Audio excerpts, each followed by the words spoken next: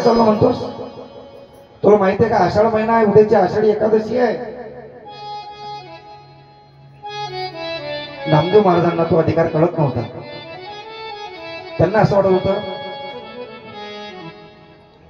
नामभक्ती आणि प्रेम भक्ती एवढीच त्यांची होती. संध्याकाळी ज्ञानोबा आले, दशमीचा दिवस. भगवान परमात्मा निघाले. देवा कुठं चालले? ज्ञानोबरांना सुद्धा ते सांगितलं, चाललो भक्ताच्या भेटीला.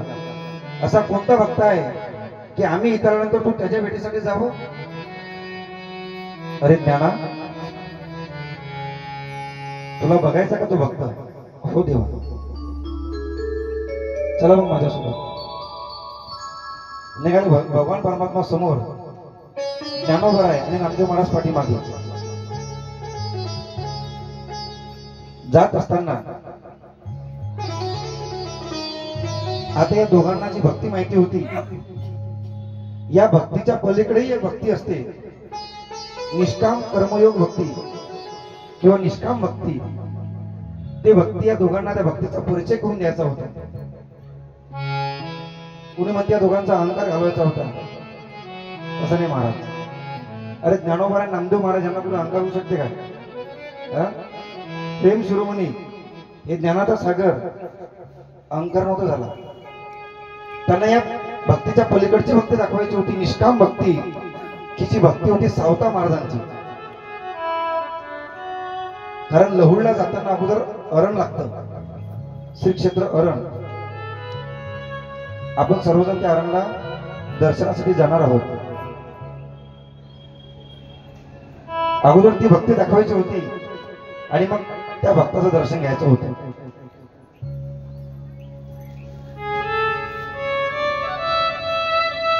अरण क्षेत्र जवळ आलेलं आहे. भगवान परमात्मा काय म्हणतात? नामा, अरे मला थोडी तहान लागली, तुम्ही दोघं इथं थांबा, मी थोडं या मळ्यातून पाणी पिऊन येतो. आतमध्ये शिरले उसामध्ये श्री संत शिरोमणी निष्काम कर्मयोगी सावता महाराज आपल्या मळ्यामध्ये पाणी देत होते. सावता महाराजांच्या समोर गेले आणि म्हणतात, महाराज. हा बोला देवा, आज कसे काय एवढ्या गडबडमध्ये आले? रोज तुम्हाला काम करू लागायला येता, कारण माळा सावत असं फुरकू लागे. आज काढणे आले, निधेला काऊन नाही आले आज? अरे नाही म्हणे सावता महाराज, आज काय झालं, माझ्या पाठीमागे 2 चोर लागले. चोर बा भगवंताची लीला कशी आहे. सावता महाराज म्हणतात, देवा, अरे तुझ्या पाठीमागे लागायला असे भाग्यवान चोर कोण आहेत की तुझ्या पाठीमागे लागले? नक्कीच ते चोर भाग्यवान असले पाहिजे. आता सावता महाराज समोर जाणणारे होते. नाही म्हटलं, सावत्या, मला कुठंतरी लपवायला जागा दे.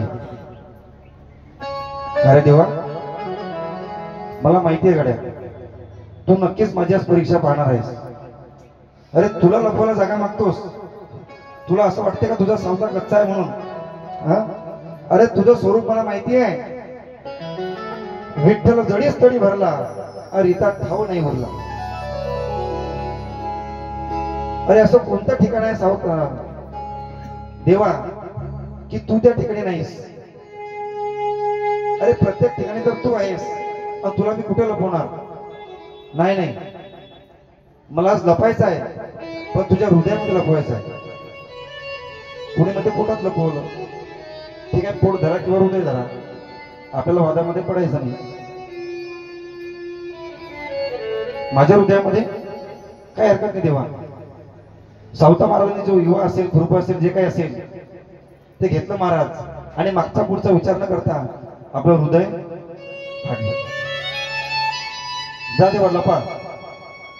भगवान परमात्मा सावता महाराजांच्या हृदयामध्ये लपून राहिले.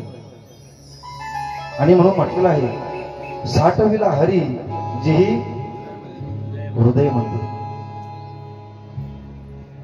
बराच वेळ झाला तरी पांडुरंग परमात्मा मळ्याच्या बाहेर येत नाही. बरं, पाणी प्यायला एवढा वेळ लागत नाही. चला ज्ञानोबा आपण पाहू देव कुठं गेले. येऊन पाहता तर इकडे सावता महाराजांची शेती चालूच होती, पाणी देणं चालू होतं. का हो बाबा, इकडे पांडुरंग परमात्मा आला का, ज्याच्या खांद्यावर पिवळा पितांबर आहे. सावता महाराज मध्ये तो तर इकडे नेहमीच येत असतो. बघा तुम्हाला कुठं दिसतो का, कुठं दिसतो का. नामदेव महाराज या विहिरीकडे पाहतात, त्या विहिरीकडे पाहतात पाण्याकडे, पण कुठं दिसत नाही. पण ज्या वेळेस श्री संत सावता महाराज उभे राहिले, सावता महाराजांच्या हृदयाकडे पाहिलं तर पिवळा पितांबर दिसला. वा वा वा वा, महाराज काय अधिकार आहे तुमचा. हो, आम्ही त्या क्षेत्रात आलो ना, खरोखर मला समजलं की हे क्षेत्र फार मोठं धरती आहे. धन्य ते अरण रत्नाची खाण आणि जन्माला निधान सावता. पण आपल्या संस्कृतीमध्ये सज्जनानो, मुलाला तर धन्यता मिळतेच, पण मुलाच्या आई वडिलाला सुद्धा धन्यता मिळते. संतोष महाराज, धन्य त्याची माता, धन्य त्याचा पिता, साठविला दाता त्रैलोक्याचा. सावता महाराजांचा अधिकार ओळखला. भगवंताला विनंती केली, देवा अरे या साधूचा अधिकार, या महात्म्याचा अधिकार आम्हाला कळाला, तो तर लगेच बाहेर आहे. भगवान परमात्मा बाहेर आले. नामदेव महाराज, सावता महाराज ज्ञानोबा यांची भेट झाली. आणि मग भगवान परमात्मा म्हणतात, सावतोबा अरे जवळच एक माझा भक्त शेवटचे श्वास मोजत आहे आणि त्याला भेट देण्यासाठी आपण त्या ठिकाणी गेलो पाहिजे. चला तुम्ही सुद्धा. सावता महाराज, नामदेव महाराज, ज्ञानोबा राय आणि पांडुरंग परमात्मा कुर्मदासाच्या भेटीसाठी लहोड या ठिकाणी जातात. गेल्यानंतर पाहतात महाराज रक्तबंबाळ झालेलं ते शरीर आहे. भगवंताने पाहिलं, अरे रे,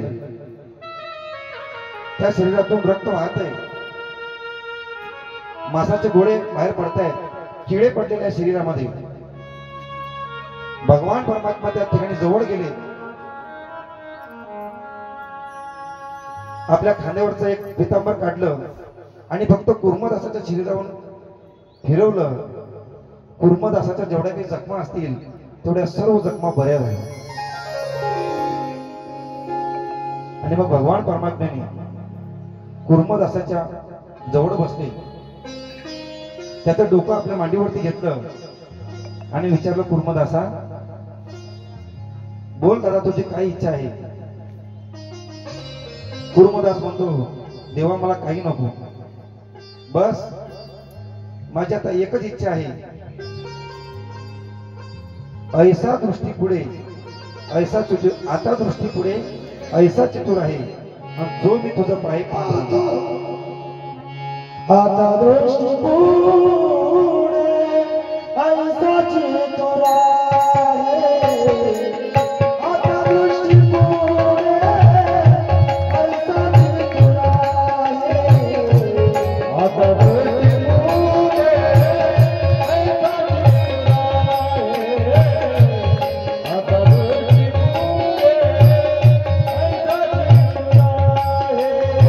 आता दृष्टी पुढे ऐसा चतुर आहे, आता